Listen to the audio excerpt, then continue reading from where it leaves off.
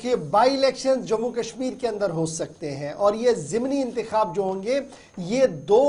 Assembly निशस्तों पर होंगे और 2 असेंबली सेगमेंट्स पर ये बाई इलेक्शंस होने जा रहे हैं और इस ज़िमन में पीपल्स रिप्रेजेंटेशन एक्ट जो है उस ज़िमन में उसको नाफिजुल अमल किया जाएगा और उसके तहत ही ये काम होगा। बडगाम और नगरोटा के ज़िमनी इंतखाबात के हवाले से तैयारियां मुकम्मल हो रही हैं और इब्तिदाई खबरों के मुताबिक 20 अप्रैल सन 2025 से कबल इन दोनों निशस्तों पर इंतखाबात हो सकते हैं। ये बहुत काबिल ज़िक्र है कि उमर अब्दुल्ला 2 जगहों से जीत कर आए थे, गांदरबल और बडगाम से, और बडगाम की सीट और गांदरबल की सीट जीतने के बाद उन्होंने अक्टूबर 21 तारीख को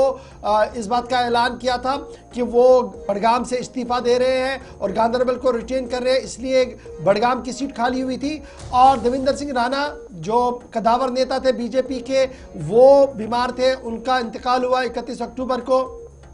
इस वजह से वो निशस्त भी खाली हुई और अब माना जा रहा है कि सेक्शन 151A यानी 151A representation of peoples act 1951 के तहत बाई इलेक्शंस कराए जाएंगे और ये लाजमी है कि 6 महीनों के अंदर ये इलेक्शंस होने चाहिए। बसूरत दीगर इलेक्शन कमीशन ऑफ इंडिया और जम्मू कश्मीर इंतजामिया अगर तालमेल के साथ बैठे और ये बात सामने आए कि इंतखाबात कराने के लिए माजून और मुनासिब वक्त नहीं है तो इसे डेफर भी किया जा सके, लेकिन हालात बेहतर है, इसलिए सबकी उम्मीद है कि 6 माह के अंदर अंदर ये चुनाव हो सकते हैं। साल 2024 के इंतखाबात में याद रखिएगा उमर अब्दुल्ला ने बडगाम की सीट जीती थी और वहां पर मुंतजिर मेहदी जो आगा सईद हसन साहब के फर्जंद हैं उनको हराया था वहां से मारूफ सेपरेटिस्ट लीडर आगा हसन के बेटे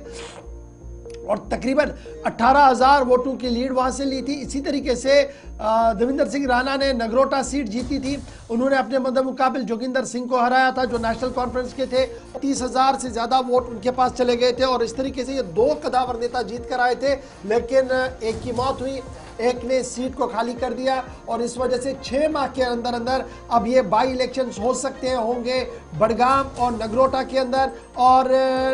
पीपल्स रिप्रेजेंटेशन एक्ट 1951 के तहत 6 महीनों के अंदर अंदर ये इंतखाबात मुकम्मल करवाने हैं।